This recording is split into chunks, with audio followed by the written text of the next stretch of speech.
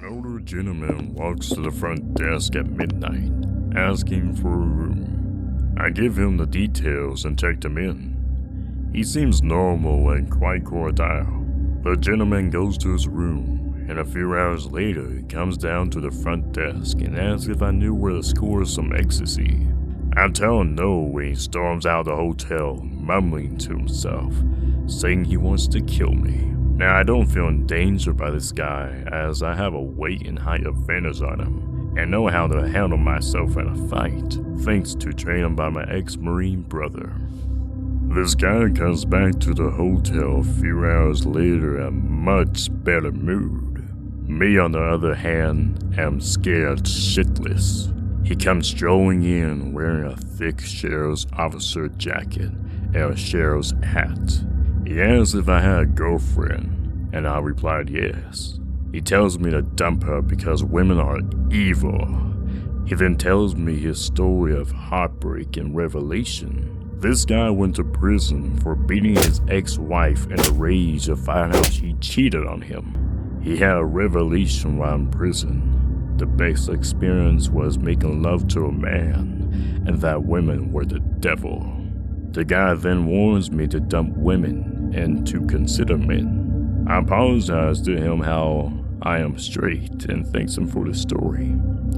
He then walks away and saying to reconsider and not to knock it until I try it. Once he left, I called 911 and asked if anyone is missing a jacket and a hat. They say they will check the on-duty officers and will call back. They called back and asked me if the person was staying at the hotel. I confirmed with them his details and description. They informed me to keep away from him and that he took a brick to the window of a cruiser. The officer was on his lunch at a nearby diner, just doing paperwork at a table, and stole a taser, jacket, and a hat in a club. A few minutes later, the hotel is surrounded. Officers ask for his room number and an override key. I provide them all the information and officers race to his room. There they find him watching adult movies, somatizing himself with the club. They come out with the guy cuffed.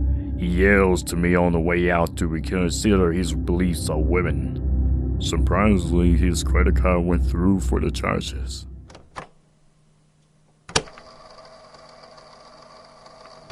Before my family and I moved to another state, my father went and visited the area to check on the progress of our new house, which was being built. My father was there for a few days and was staying at some crappy motel, 6 in shady area of the town. His room was the last room at the end of the hallway, on the top floor. In the middle of the night, on the last night he was in town, he was woken up by the phone ringing in his room. He groggily answers. It was the front desk, and they say something along the lines of, "Sorry to wake you, but we've been receiving a couple reports about a room being broken into and some stuff being swiped. We are calling to make sure you locked your doors and are safe." My father replies that he is fine and hangs up. He decides to go double check that he locked the door. As he sits up in bed, he knows that the door in his room is ajar. Being spooked, he constantly checks the room and finds that nothing is missing, and no one is in the room. He creeps to the door and peeks out. Sitting right outside his room on the windowsill of the hallway window is his shaving kit. Creeped out of his mind, he quickly grabs it and locks the door. After he calms down a bit, he calls down to the front desk and says, "Hey, you just called me about the break-ins around the hotel, and I wanted to report that my room was broken into when I was sleeping. Nothing taken, and I'm fine. Figure you would like to know." The front desk replies, "You must be mistaken. We never called your room, and we haven't received any reports of break-ins."